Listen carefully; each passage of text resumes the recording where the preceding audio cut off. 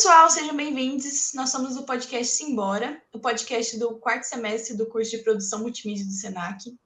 A gente vai falar sobre ativismo, arte e tecnologia e abordamos os temas de diversas maneiras. Meu nome é Ali e nesse episódio eu tenho a presença da Júlia para somar na conversa. Oi, gente, eu sou a Júlia. É muito bom estar aqui com todos vocês. Hoje a gente tem o prazer de receber a Laís Sembroni, que é comunicadora, artista, atriz e também contadora de histórias. Ela é formada em artes visuais e, além disso, ela também é especialista em gestão da comunicação. Laís, é um prazer ter você aqui com a gente hoje. Muito obrigada pela presença. Olá, eu super agradeço o convite mesmo. Estou muito feliz de estar aqui com vocês. E vamos lá, então. Você quer que eu me apresente? Você prefere me apresentar?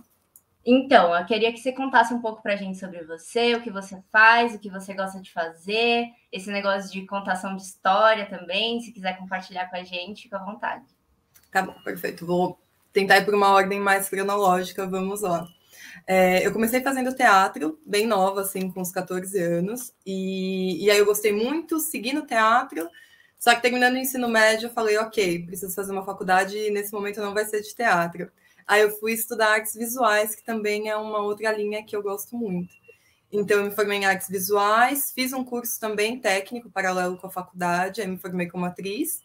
E depois continuei, né, fui seguindo nos estudos, principalmente na questão das artes, sobre o papel da mulher na arte e as representações femininas. Tanto que no meu trabalho de conclusão de curso eu já abordei essas questões, unindo um pouquinho os dois, então eu consegui falar das personagens femininas no trabalho de Shakespeare, né, nas obras dele, e fazer fotografias a partir disso, com uma leitura mais contemporânea mesmo dessas personagens.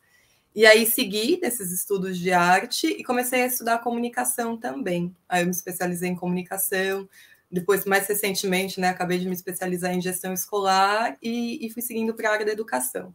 Então, hoje eu trabalho com comunicação, né, mas fazendo essa frente, com comunicação, educação, em uma empresa de educação, e tocando paralelamente os outros projetos artísticos também. Então, peças de... É que agora, com a pandemia, rolou um distanciamento, um afastamento um pouquinho, mas peças de teatro, tem um curta que a gente fez também recentemente, então vou mantendo, que eu brinco com essa vida dupla, né?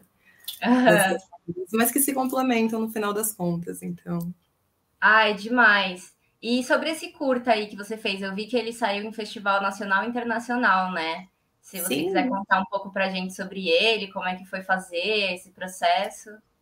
Perfeito, foi muito bacana. Fui eu e mais uma atriz, né? Um diretor que convidou a gente para participar desse projeto. O nome é Quanto Tempo Tenho Tempo Se Não Estamos Juntos. E a gente abordou exatamente a questão da pandemia. A gente gravou em junho de 2020. Então, bem naquele período bem crítico mesmo, quando a gente estava em lockdown já há uns 3 meses e sem saber muito, não que a gente saiba agora do futuro, né? Mas na época também sem saber muito sobre esse futuro.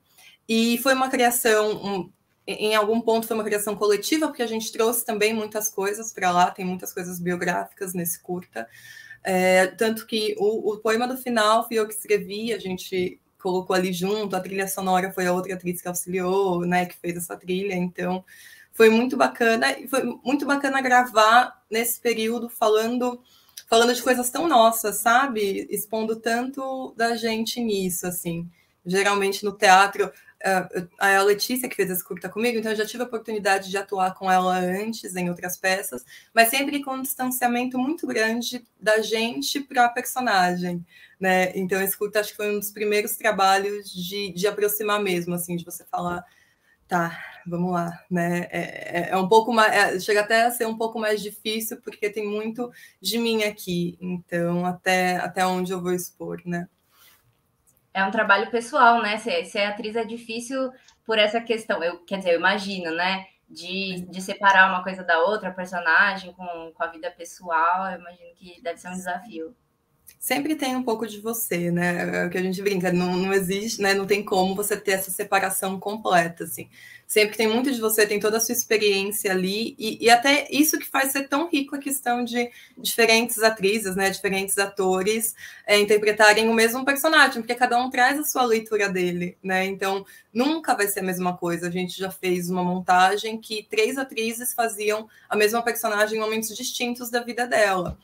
E cada interpretação trazia um toque, assim, tanto que foi um super desafio a gente tentar, de alguma forma, nivelar isso, né? Trazer as três falando sobre, né? Trazendo a personagem de uma forma que ficasse, que todo mundo conseguisse compreender que é a mesma, que mantivesse isso, mas unindo, né? Essas particularidades. Então, é muito, e ainda mais, enfim, né? Trazendo esses pontos aqui no curta foi mais aquilo que estava nos movendo na hora, né? Aquilo que estava atingindo a gente. Que demais. Nossa, o teatro é uma das expressões artísticas, assim, mais... Acho que você tem que se doar, né? Acho incrível. Muito legal. Acho que você vai ter bastante bagagem, bastante história para agregar no nosso podcast. E eu acho que a gente já pode começar com a nossa primeira pauta. Isso. Agora, sabendo que você é ativista no mundo da arte, do design, que você trabalha o feminino no lugar da arte, a gente queria saber um pouco sobre as suas inspirações nesse meio. Aí eu vou pegar o pergaminho, tá? Para falar de todas as inspirações. Eu estava pensando muito, né? Eu penso, enfim, muito sobre isso. É uma questão que está muito presente desde lá de trás. Principalmente, acho que o choque quando você começa a estudar arte e vai para aquela arte clássica, enfim, europeia e afins, e você vê como são poucas, né, assim, as mulheres ali, né? Então, já entra um pouco desse ponto. Hoje, as minhas principais inspirações, eu estou aqui na Zona Leste de São Paulo, acho que é importante ter esse ponto da localização, porque eu vou trazer muitos nomes de artistas que são muito fortes também aqui na região, né, que tem um trabalho muito bacana por aqui. Então, meninas que eu já tive o prazer assim, de trabalhar com elas, de expor junto. A gente tem muitos lugares aqui perto, né, que tem. Então, tem a Casa de Cultura, que agora é um centro cultural, que é o Centro Cultural da Penha, a Casa de Cultura do Itaim, a Casa de Cultura de São Miguel Paulista, que tem uma cena bem forte. Então, tem uma grafiteira que eu gosto muito, que é a Mari As Gordinhas, é exatamente esse o nome que ela usa. E ela tem um trabalho muito bacana, que são mulheres gordas mesmo, que ela faz esses grafites e espalha pela cidade, assim. Tanto que, se vocês já passaram, eu não vou lembrar o nome da avenida, mas ali do lado do metrô Barra Funda tem o grafite dela, que é belíssimo. Toda vez que eu passo de ônibus, eu falo, o grafite da Mari, né? Eu sempre vejo.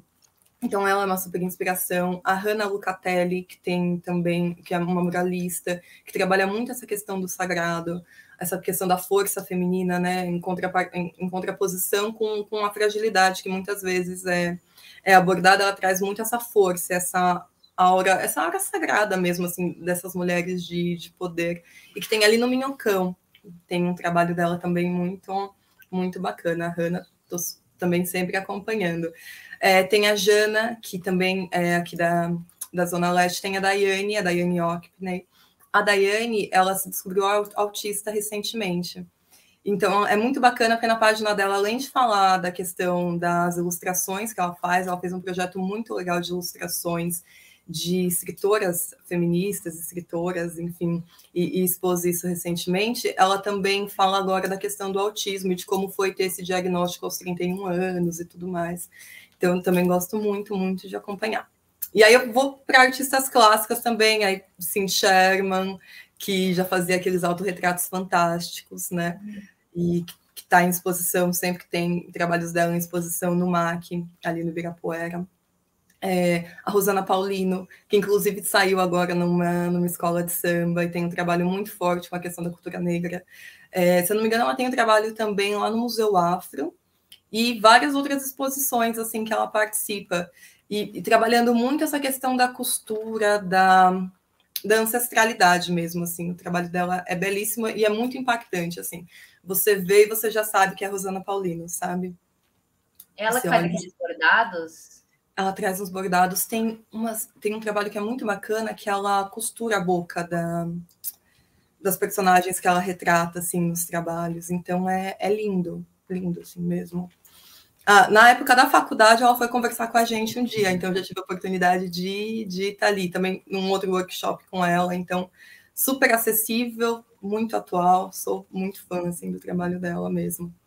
A Adriana Varejão também é um nome fortíssimo, que eu gosto muito, que traz essa materialidade, essa questão das entranhas, né? Em um dos trabalhos, né, mais famosos, que é o dos azulejos, mas que tem também o da colorimetria. Eu não lembro se foi assim que ela chamou o trabalho, mas que ela retratou diferentes tipos de pele e pediu para as pessoas denominarem qual era a cor de pele na visão delas. Então tem nomes super diferentes e é muito bacana para tratar mesmo dessa questão, assim, é um trabalho lindo também, que eu via, nossa, bastante tempo, assim, muitos anos.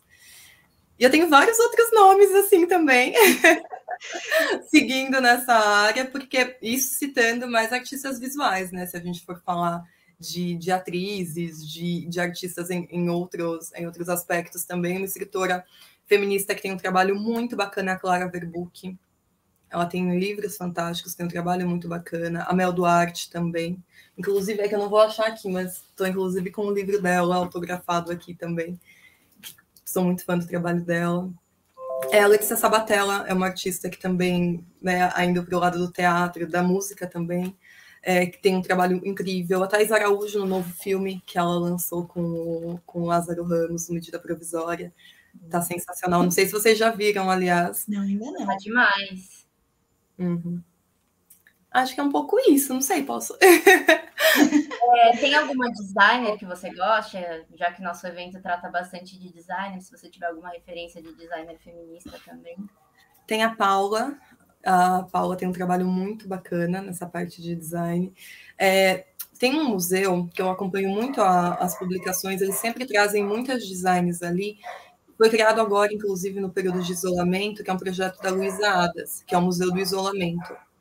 E é o primeiro, foi muito noticiado no período que é o primeiro museu online, né, que ela criou justamente no período da pandemia, para conseguir trazer, né, já que a gente não tinha exposição, né, não podia ir em nenhuma exposição, como que fica essa questão. E ela traz vários trabalhos de designers fantásticas ali, assim, que eu também acompanho muito. Mais de nomes, assim, agora, de cabeça não, eu lembro mais de usuário, né, eu vejo muito no Insta, então eu lembro mais nesse sentido, aí depois também super compartilho. Você lembra do arroba, né, você não lembra do nome do clássico de rede social, agora que a gente consome por ali.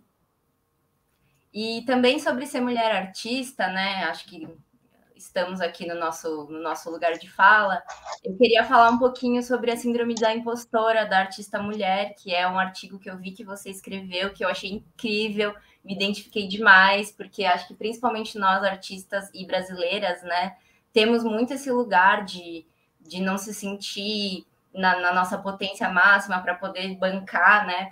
Eu, particularmente, sendo tatuadora, fico super receosa de dizer, tipo, bancar assim, sou tatuadora, né? E eu acho que é uma barreira que a gente está cada vez mais ultrapassando, eu acho, principalmente com essas novas influenciadoras artistas, feministas, né? Mas é um caminho que, com certeza, para a gente é muito mais difícil de trilhar, né? Sim, tem a questão do a partir de quando que eu sou, né? Acho que essa linha é uma linha imaginária, mas que é uma linha muito difícil, assim, da gente cruzar, né? Que bacana que você leu, fico super, super feliz mesmo. Mas é bem esse ponto que a gente trabalha, né? Assim, até a partir de onde é uma formação que vai definir que eu sou artista, né? É uma exposição, é um trabalho, mas e se... Certificado, né? Exato, é um certificado, eu falar assim, tá aqui então, né, tá aqui meu diploma, eu sou uma artista, agora tá aprovado isso. E como a gente tem essa necessidade de provar, né, as coisas, e de provar para a sociedade, de provar para si mesma, assim, é muito ponto de, mas é mesmo, né, às vezes até parece essa questão mesmo, eu vou falar que eu sou artista, mas daqui a pouco vão descobrir que não, ou vão achar meu trabalho ruim e vão falar que não, ela não é artista, e fica esse medo, essa questão. Eu estava até pensando, né, pensando um pouquinho, trazendo essas referências das artistas, eu estava refletindo sobre a questão da arte feminina, porque a gente sempre traz esse ponto, não tem uma arte masculina, né, a gente não fala assim, essa arte é uma arte masculina, mas a arte feminina, ela sempre vai nesse viés, né, nessa divisão mesmo, como a gente faz com outras minorias também, né, a arte indígena, a arte negra, a arte... sempre vem acompanhado desse ponto, mas a masculina já é tão padrão que você não fala isso. Então, acaba... É muito forte essa questão, assim, porque homens consomem a arte, enfim, de artistas homens, mas quando é mulheres é a arte feminina, assim, sabe? Parece que tem uma categoria. Exato, uma categoria, um ponto assim, eu gosto, mas é feminino, assim, como se, né, como se não pudesse gostar, enfim. É um ponto delicadíssimo, né? Delicadíssimo. Isso eu lembrei porque fugi da sua pergunta, desculpa. Mas eu lembrei quando a gente fala em arte feminina, eu fico pensando, nossa, né? A gente ainda precisa, né? Claro que a gente precisa, né, mas a gente precisa reafirmar isso o tempo todo, porque não tem, né? Nunca vi uma arte mais masculina. Seu traço é mais masculino, né? Acho que isso também entra na tatuagem, né, Ju? Porque total. Você fala uma coisa que eu ouço muito, sei lá, tenho tatuagem, o pessoal, nossa, que traço feminino, que traço delicado. Eu fico pensando, nossa, e o outro é um traço masculino, né? E o outro traço é um traço masculino? É isso, assim, né? Como que isso acaba entrando para todas as minorias, todo mundo tem que se afirmar, porque o outro é tratado como normal e a minoria é tratada como o outro. Tipo, isso é arte negra. E ninguém fala arte branca, porque é tratado como o normal, assim, padrão. Exato. Eu vi uma fala, agora eu não lembro de quem. Eu não vou lembrar de quem era, mas eu vi esses dias também no Insta. Alguém falando que queria fazer uma propaganda. É uma personalidade negra muito forte nessa questão, que é uma galera assim que eu sigo. Mas que ela estava falando, eu quero fazer uma propaganda, enfim, um evento que eu não precise falar da questão do ser negra nisso. Eu quero fazer uma que eu esteja feliz de ir falando sobre participar de um programa como, né, como todo mundo participa, sem precisar reafirmar esse ponto o tempo todo. Né? E realmente entra nessa questão, porque a gente tem que ficar, né, reafirmando alguns pontos, assim, que não é, né, tecnicamente não deveria ser, né, necessário, digamos assim. Total. Sim, eu estava lembrando agora também do trabalho das Guerrilla Girls, não sei se você conhece, que é um coletivo de arte incrível que fez justamente esse questionamento, né, sobre o espaço das mulheres dentro de museus, e afirmando assim que a maioria são de mulheres pintadas por homens e nuas, né? Trabalhos autorais de mulheres estando dentro de museus são ínfimos, né? E infelizmente essa é a realidade que a gente está tentando mudar, né? Exatamente. No trabalho, eu estava até dando uma olhada nisso, que eu queria lembrar, que é aquela imagem super icônica, né?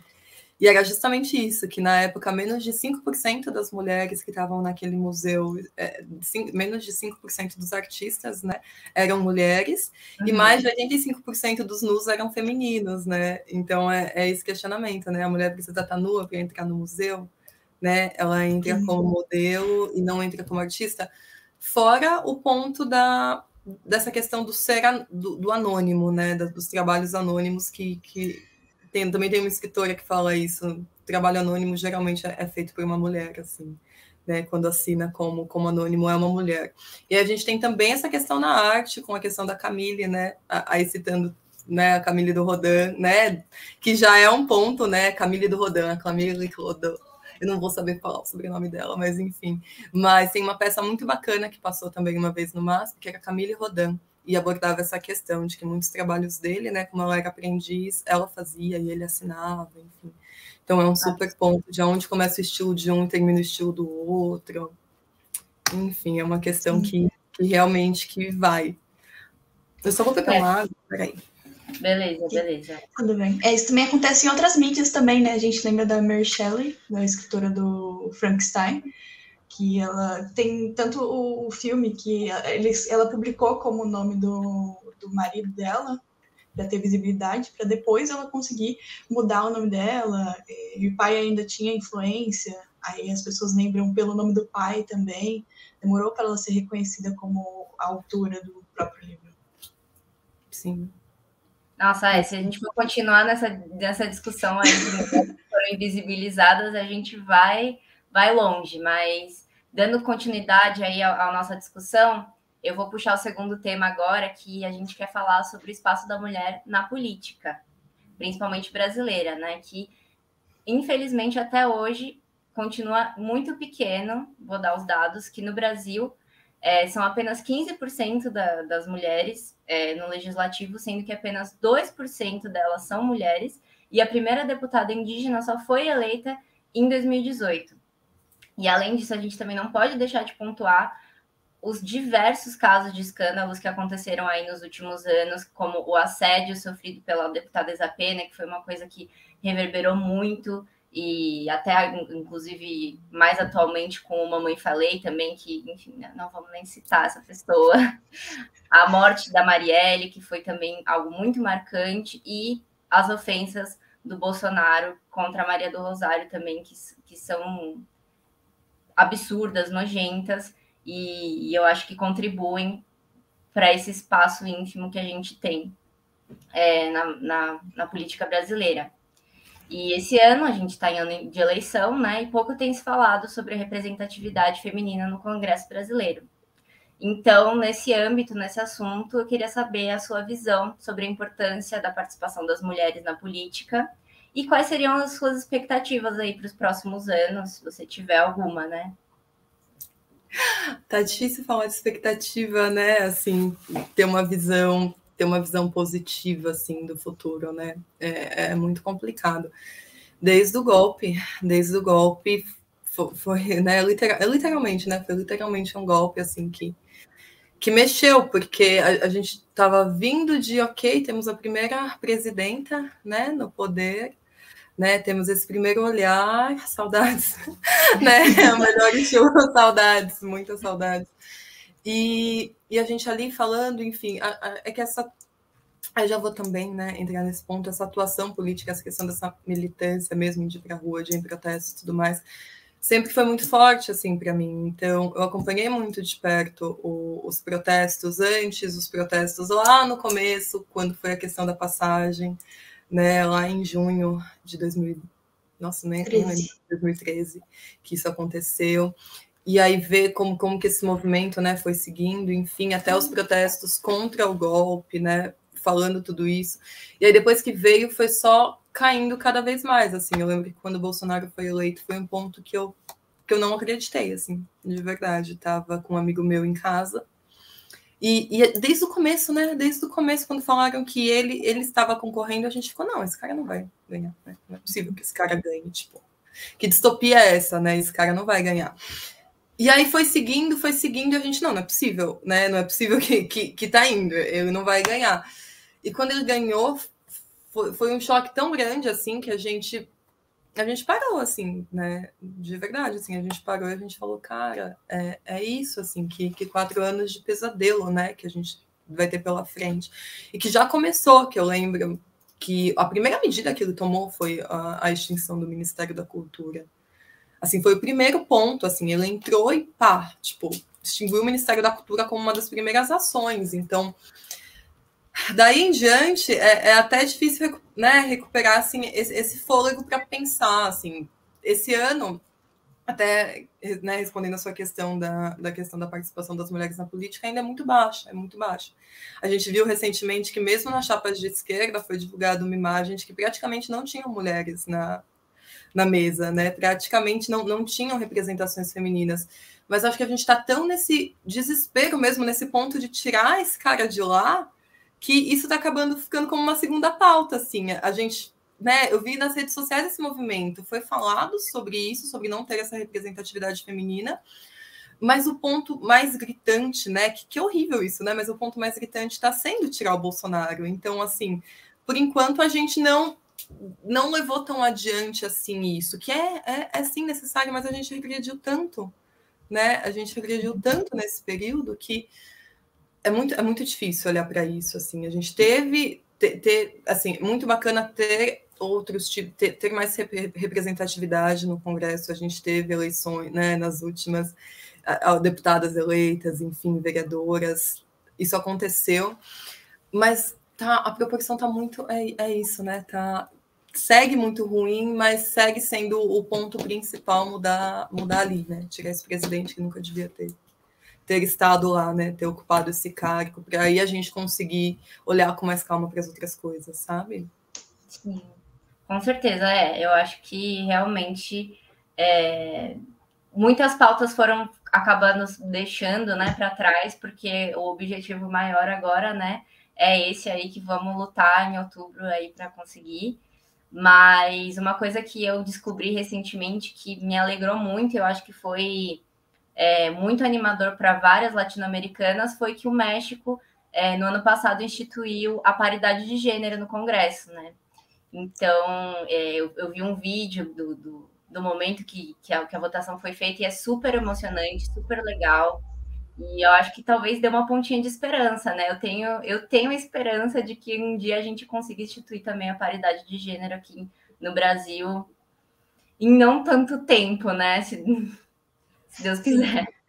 Por favor, é uma esperança. E olhar como também os países aqui latino-americanos estão avançando em muitas questões, né? A gente olha e fala, nossa, como o Brasil está atrasado, né? Em todos esses pontos. Assim, eles têm avançado muito bem. Seria muito bacana a gente conseguir olhar mais para isso, né? E perder um pouco essa síndrome de só olhar, né, para os Estados Unidos e não ver o que está sendo feito, o que está sendo feito aqui do lado, e que ações tão bacanas estão sendo tomadas. Eu lembro que quando foi a questão da legalização do aborto também aqui recentemente, nossa, você via o vídeo, você via as comemorações, né, assim, das mulheres, lindíssimo, assim, por mais um direito conquistado depois de tanto tempo. Então tem muito para a gente olhar, né, enfim. Mas eu não vou dizer que eu sigo tão otimista, porque foram tantos baques, assim, nesse ponto, que eu acho que é uma luta para manter um otimismo, sabe? É uma luta para manter um otimismo. Né? Exato, então, assim, não quero enxergar outra possibilidade além do Bolsonaro sair para o ano que vem. Não estou trabalhando com a possibilidade dele ficar, não quero nem pensar nisso. Assim, se alguém fala, eu falo, não, vamos mudar. Não, eu não quero trabalhar com essa possibilidade.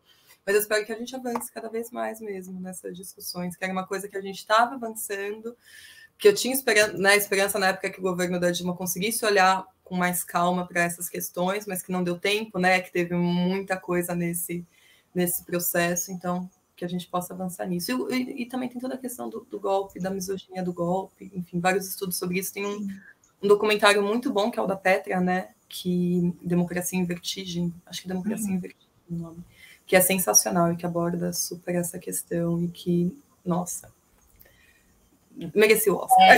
Merecia o Oscar, né? E é isso, né? Recentemente foi provado que realmente, né? Tipo, foi golpe mesmo e é isso aí. E foi uma questão completamente misógina. E, enfim, infelizmente, perdemos nesse quesito. Mas, Alice, se você quiser passar agora para o próximo tema, fique à vontade. Tá bom.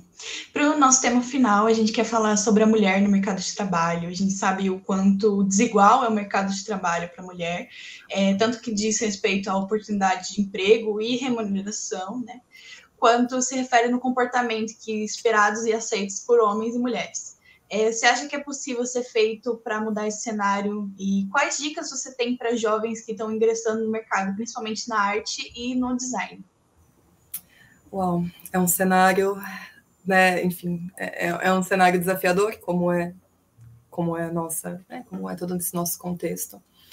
Sobre essa questão da disparidade, eu vou citar uma pesquisa que eu tive acesso há muito tempo atrás em um evento que mexeu bastante com a minha visão sobre isso, e aí eu vou um pouquinho para o audiovisual, tá? Acho que deve fazer o quê? Quase 10 anos já esse evento. Eu fui num evento na Casa TPM, que era uma roda de conversa, de discussão, com várias representantes. Eu não vou lembrar todo mundo que estava lá, né? Porque quase 10 anos. Mas eu lembro que a Laís Bodansky estava, que é uma cineasta também fantástica. Esqueci de falar ela lá no começo, mas também é uma das minhas referências de mulheres na arte. A Laís Bodansky estava lá e elas estavam discutindo sobre uma pesquisa com dados, né, desse período, mas que mostrava como a participação das mulheres no audiovisual, em filmes, em séries e tudo mais, era muito baixa, né, ainda.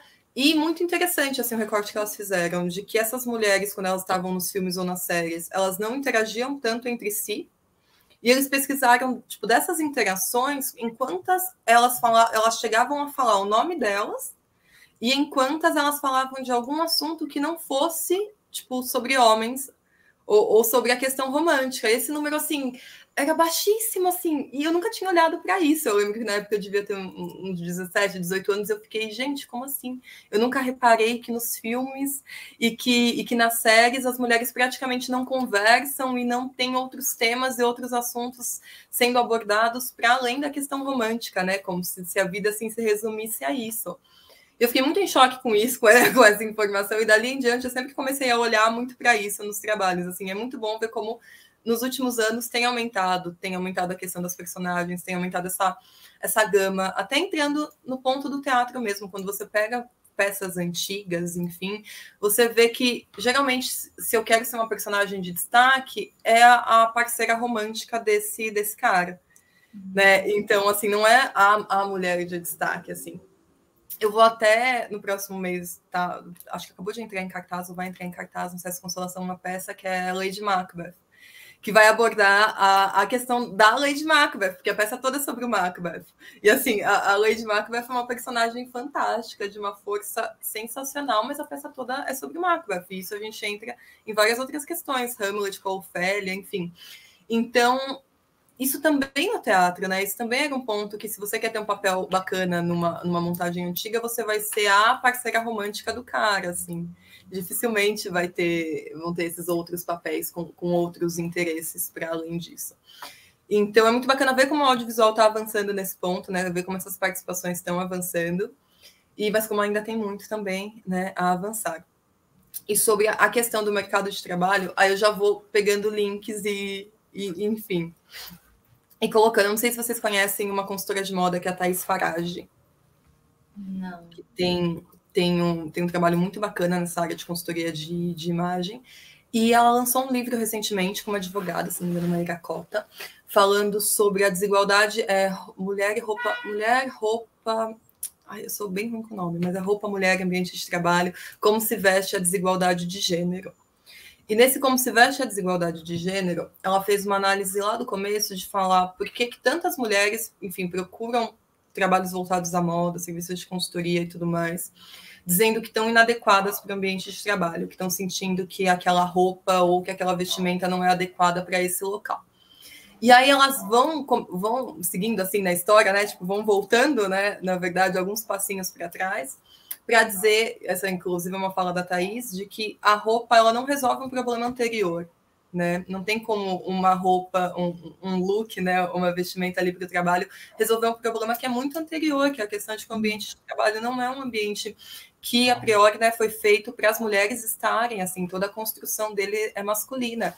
Tanto que tem a roupa formal, né, digamos assim, a roupa neutra para um homem, que é o terno, e a calça, e para a mulher não existe essa... Não tem uma vestimenta neutra, digamos assim, que passe tanto poder quanto, assim. Tem uma adaptação para um terninho feminino, tem a questão de que se você usa um vestido ou alguma coisa, você pode estar feminina demais em alguma ocasião, como se isso fosse um problema, né? Assim, como... Porque né? Nesse ponto né? Ser mulher nesse... É visto como um problema, senão essa questão não seria tão discutida assim. Então, ela vai abordando esse ponto de como esse incômodo desse estar no ambiente é muito porque aquele ambiente não foi feito para você, a priori, a gente tem que ganhar esse espaço, tem que ir conquistando esse espaço, sabe? Então, uma saia, alguma coisa assim, é sim uma roupa de trabalho, né? Claro que a discussão já está muito mais avançada agora, mas assim, essas peças são sim, assim, como que você vê isso, né? Como que é toda essa questão? Que aí já entra também no ponto, né, da maternidade, de como o ambiente é pensado para não ter nenhuma interrupção e como com a questão do home office, mais se evidenciou muito mais o ponto desses outros trabalhos, né, do trabalho do cuidado que não é visto, que não é remunerado, enfim, e todas essas questões. Então, quem está entrando agora, assim, no mercado de trabalho, é muito importante, acho que o passo principal continua, sabe? Você, ainda mais quem está começando assim na arte, é muito difícil, porque você olha como está o cenário atual, né, da cultura, como está tudo isso, mas assim, continua, né? Continua porque lá na frente isso vai fazer a diferença, continua porque você trabalhando, você fazendo, produzindo e trazendo as coisas vai dar força para muitas outras pessoas continuarem também, né? Para muitas outras pessoas irem, assim, não é fácil, mas segue produzindo independente de críticas, independente de quem olhar para o seu trabalho e falar que é feminino demais, é delicado demais, enfim. E o ponto máximo que é o ser, que também entra num clichê, mas o ser o mais autêntica possível, sabe? A gente sabe que em muitos ambientes isso não é tão possível assim, que tem toda a questão social, que tem ambientes e ambientes, tem recorte de classe, tem, né, enfim, seja você o máximo possível, sabe? Muitas vezes a gente vai para um ambiente e se encolhe, assim, né? Tem muito esse ponto, assim, a timidez, né? Muitas mulheres são tímidas. Até que ponto é realmente uma timidez que é um traço de personalidade? Você foi ensinada desde pequena a ficar quieta, a não incomodar e ficar quietinha ali, ser a menina bem comportada. E aí, de repente, se você é um pouco mais expansiva, isso é visto com um teor negativo. E eu até coloquei isso num outro texto que eu lembro que num trabalho que eu estava uma vez, eu era muito curiosa e isso era um ponto de ela quer se meter, tipo assim, ela nem é desse setor e fica querendo saber as coisas, ela quer se meter. Enquanto isso, um outro colega era super, nossa, mas que legal, ele é super curioso, ele quer aprender, crescer na empresa. Eu ficava, eu não quero não. Eu não quero não, é esse ponto, né? Eu tô é interessado, curioso, e você é a fofoqueira, né? Exato, e eu tô super me metendo porque eu não tenho nada para fazer e ele é porque quer aprender mais na empresa. Então, assim, tem esses pontos, tem um ponto muito forte também que é a questão da idade, né? Desse ponto da maturidade, assim, de cobranças. Eu lembro que eu tô super trazendo casos, tá? Mas eu lembro que já rolou de eu ter, né? Eu tá super nova, eu devia estar com uns 20, 21 anos. E um colega de trabalho tinha 1 ou 2 anos a mais do que eu. E eu era super cobrada. Eu tinha que ser muito profissional, eu tinha que ser muito assim. E ele, mas é tão novinho, é imaturo ainda é moleque. Aí eu ficava assim, né?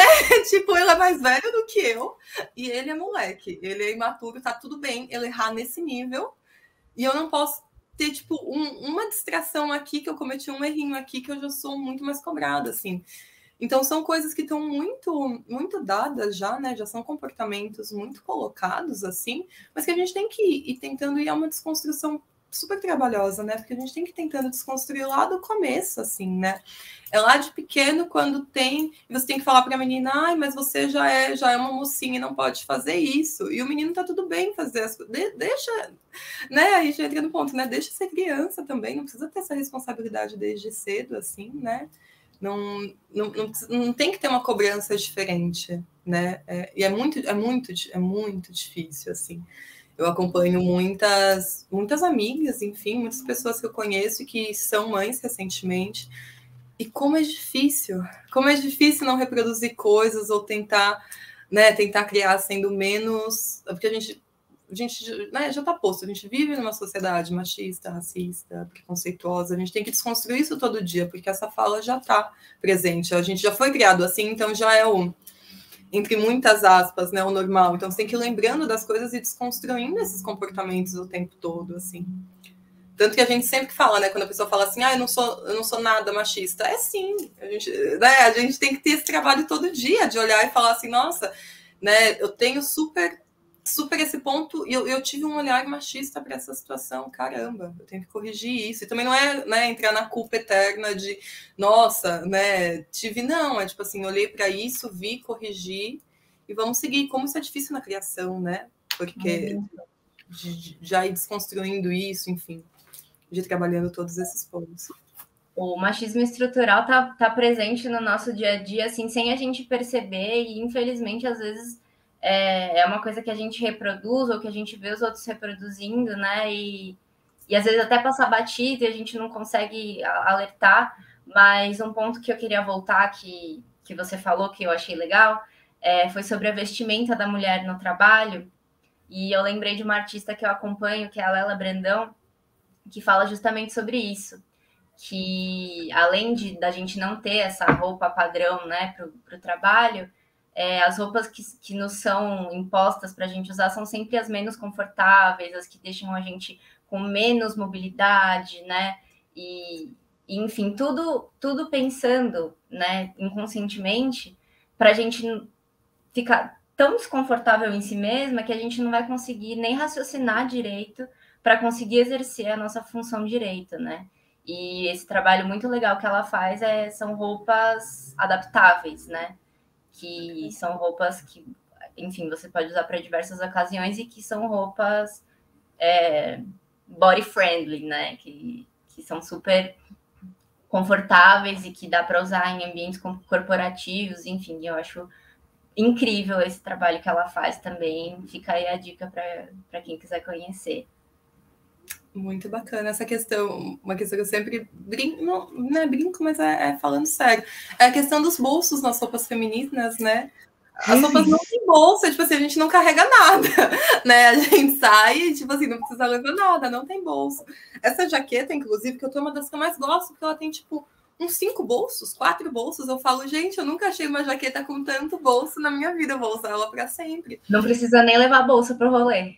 Exato, e que também é um ponto desconfortável, né? Que também, assim, que também é um ponto de a gente sempre tem que sair com algo porque não tem onde colocar as coisas no bolso. A gente sai com vestido, não tem um bolso para colocar um celular, sabe? Ou uma saia, enfim. Ou todas as roupas femininas têm aquele bolsinho mínimo, assim. Então, e que isso é sempre pensado, né? Os homens já usam a roupa, já foi pensado uma roupa que, se eles precisarem fazer alguma coisa, se eles precisarem caminhar muito, já tá tudo ali. Já tem os bolsos, já tem o sapato baixo, já é uma roupa confortável. Essa discussão tá também no livro. Eu não conheço essa artista, mas vou procurar muito, Nara, né? Que você comentou, vou super procurar, porque, olha, é muito, muito, muito necessário olhar para todos esses, né? Enfim, para todos esses aspectos. E nisso a gente pode, né, só abrindo um comentário sobre a questão do padrão de beleza também, né? Nossa, sim, essa é outra discussão que tem em pauta, né? Principalmente, acho que no mercado de trabalho aí a gente, infelizmente, ainda sofre muito com isso e tem que se enquadrar em certos padrões, né? Para conseguir alguma vaga, para conseguir um posto melhor e, né? Coisa absurda que os homens nem sequer pensam nessa problematização, porque para eles não é uma coisa que é a realidade, né? Exato. Tanto a questão da, né, e aí entram 2 pontos, tanto a questão da idade, né, que é aquilo, quando que é, ou você é nova demais para um cargo, que também é um ponto que é trabalhado, ou você é muito nova, nossa, mas ela é muito nova para ser líder, né, porque está numa posição de liderança, ou você é muito velha para isso. Ou você tem um olhar, que eu também acho muito louco, assim, que fala assim, mas você tem um olhar muito materno, assim, você é muito mãezona da equipe. Eu lembro que eu tinha uma supervisora que eu via muito isso. Você nunca fala para um cara, por mais incrível, né, que seja a liderança dele, que ele seja parceiro, você é muito paizão da equipe, seu olhar é muito paterno, tipo, não faz nem sentido essa fala, sabe? Quando você muda. E aí você fica, gente, como é normalizado umas coisas surreais mesmo, né? Assim, muito absurdas. Então, não tem idade certa para você ser líder, porque ou você vai ser muito nova, ou você vai ser muito velha. Sempre vai ter um ponto. E a questão do padrão também para, enfim, né, para todas as outras coisas, de todo o tempo, tem muitas páginas incríveis de meninas abordando esse ponto, né? Abordando essa questão do corpo, essa questão das coisinhas mil. Pera só um minutinho.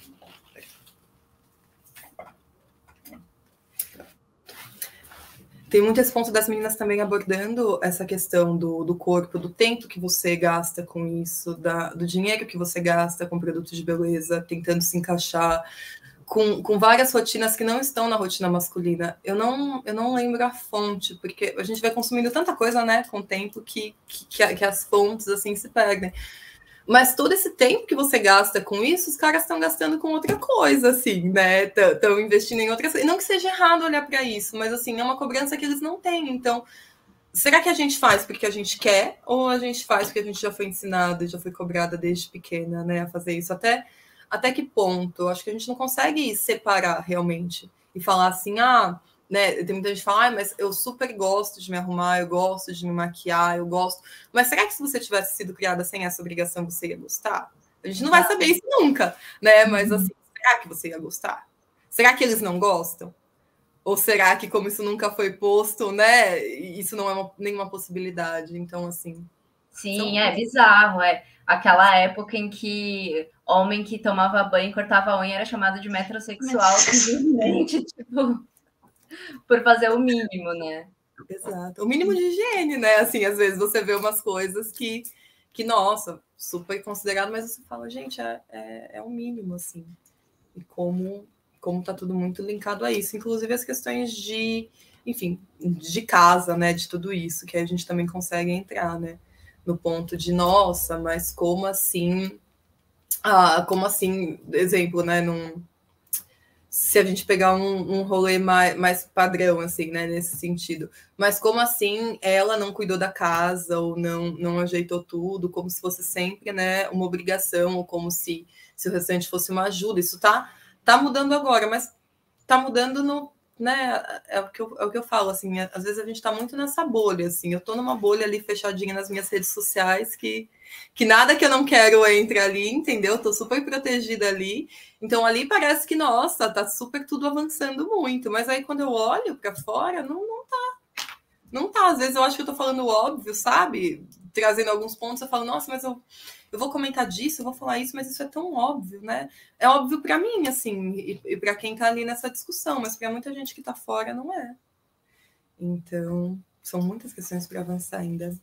Nossa, essa questão da bolha também é absurdo, né? Que a gente se fecha dentro do nosso mundinho, do nosso Instagram, das nossas pessoas que têm ideais parecidos com os nossos, mas a gente vai ali na esquina e vê que o machismo tá comendo solto, tá às vezes até pior do que tava, né? Porque depois que se instaurou o bolsonarismo, parece que liberou geral para todo mundo falar o que quiser e pensar o que quiser e reproduzir coisas absurdas. Então, força guerreiras, né? Exatamente. E é bem isso, às vezes a gente não pode nem chegar com esse ponto, assim, eu falo que todas as teorias são muito, muito bonitas, né, são muito bacanas, tem que ser muito discutidas, mas quando você fala, você não precisa chegar, né, falando de teoria, uma questão que sempre que eu vejo que ainda causa muito estranhamento nas pessoas é o feminista, tem muita, né, você fala assim, eu sou feminista, ou tal coisa foi machista, as pessoas já afastam, já criam um distanciamento de, esse assunto de novo. Mas se você exemplifica e não usa exatamente essa nomenclatura, as pessoas concordam com você.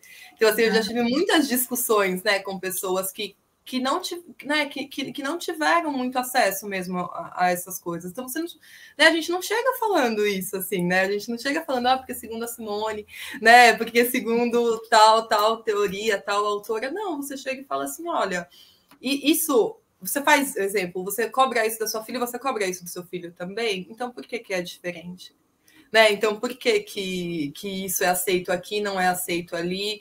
Ou por que tem essa demanda muito maior aqui? Então, são outras formas, né, de chegar e de ir conversando, de aproximar e trazer para isso, assim, para muito para além, né, da teoria, assim. Eu lembro que em muitos grupos de estudo, eu cheguei a fazer um tempinho de letras na FEFELESH. Lá tinha muitos grupos de estudo, assim, né? Muitos coletivos, muitas coisas sendo discutidas. Mas um dos pontos era que muitas vezes essas discussões elas estavam ali, né? Tipo, a gente ali estudando ali, falando para a gente, conversando com pessoas que concordam com a gente, mas o desafio mesmo era quando saía dali e quando você ia para um outro lugar e você ia levar essas questões, né? Trocar essas questões com pessoas de outros lugares. E você falava ali que tá o desafio, né? Aqui tá tudo muito lindo. Aqui a gente tá dentro da universidade discutindo as coisas, elas estão super fluindo e tá muito bacana. Mas como que é na outra ponta, sabe? Como que é para quem não tem acesso à universidade, a tudo isso? Como que você se faz entender, sabe? Como que você fala de um jeito simples que as pessoas entendam o que você tá falando e que não coloque mil questões ali, assim. E aí, estou falando muito, mas e aí, ainda indo nesse lado do teatro, quando eu estava na faculdade, eu fiz um projeto de iniciação à docência numa comunidade que fica aqui na Zona Leste, é o Jardim Pantanal. E várias questões, enfim, né?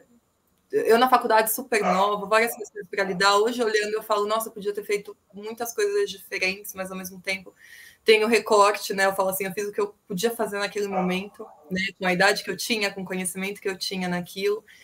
Então, estagiar numa escola pública dentro de uma comunidade, sendo tão nova, quase da idade dos alunos, foi super desafiador. Foi super desafiador por questões de assédio, foi super desafiador por questões de como me colocar ali, de que eu tinha que recorrer ao professor que estava ali na sala para poder ser um pouco mais respeitada no ambiente. E a gente fez um grupo de teatro com os alunos e eu acabei focando, para não ter que lidar com questões de assédio que estavam difíceis de lidar na sala, a gente fez um grupo e falou assim, tá, então você fica responsável pelo projeto de teatro para a gente fazer uma peça aqui e trazer esse ponto para cá. E eu lembro que foi uma das primeiras vezes que eu me deparei com essa questão de, né, que a gente tem muito desse sonho que tudo é possível e do que é possível de verdade, né? Do que é real, assim. De fazer teatro com eles, da gente montar a peça ali dentro, sem verba, enfim, com todas aquelas questões que já são super conhecidas. Mas depois eles perguntarem, né? Como a gente continua, né, no teatro? E como que a gente faz para viver disso? Né? E aí é aquele ponto que pega, né? Que é aquele punhal, assim, né? Que crava no peito, que você fica, tá... Como que eu vou explicar como viver disso? Eu tenho que falar muito a verdade, que é muito difícil viver disso, porque eu também não estou conseguindo viver só disso. Então, como que eu vou virar, né, para ele falar assim, não, vai lá que você vai conseguir viver só disso, acredita no seu sonho e segue. Tem que ter esses recortes, não que não seja para acreditar, mas acredita, mas busca, mas se imune também de outras coisas, né? Assim, esteja pronto para outras coisas também, para conseguir seguir a partir disso. Então, eu lembro que foram 2 pontos muito diferentes, porque ao mesmo tempo que depois eu estava lá no grupo de estudo, falando com o pessoal ali dentro da academia, eu estava ali conversando com a galera que, nossa, que muitas vezes não conseguia ficar um pouco mais, porque tinha que cuidar do irmão, que, enfim, que a mãe trabalhava fora e não tinha um horário para conseguir estar ali com a gente, sabe? Então, são muitas questões que entram. E aí eu fui para arte, e fui para a cultura, e fui para o teatro, e... Fugi totalmente, desculpa. Mas não, podcast é sobre isso. E é isso, né? Se partindo de onde a gente está, que é um lugar assim minimamente privilegiado, já é difícil, né? Apesar da gente ser minoria, da gente ser mulher, enfim, imagina quem está naquele recorte de escola pública, enfim, zero acesso. Mas é isso, né? Acho que a gente tem que persistir, mas tem que ter planos B também. Eu acho que é o principal, assim, né? Não desistir do objetivo final, mas com consciência. Exato, e aí eu vou pegar lá a pergunta que vocês, né, tinham feito da questão das jovens, assim, já o ambiente ainda tem muito a caminhar, mas está caminhando já muito, assim, né? Olhem para essas mulheres que já estão criando muita coisa incrível, que já estão fazendo acontecer, e que estão compartilhando como elas chegaram lá, assim, acho que ter essas inspirações para ver mesmo, assim, nos momentos mais difíceis você olha e você fala, não, ela tá ali, tá lutando, então eu vou lutar também. Né? Assim, o não estar sozinha, essa união está sendo muito bonita, assim, se vê, eu acho que as redes sociais possibilitaram muito esse ponto. É muito mais fácil, né, do que antes da gente se encontrar pessoas que pensassem como a gente, que estivessem afim da mesma coisa, assim, hoje é muito mais fácil ter essa colaboração, ter essa união, então, para além das redes, a gente pode trazer isso para fora também, e as coisas vão mudando assim. Que mudem, por favor, né? Você tem algum comentário, Ali? Não, só... Bom, então eu acho que a gente pode finalizar, né? Estamos com 53 minutos. Uau! Isso. Podemos.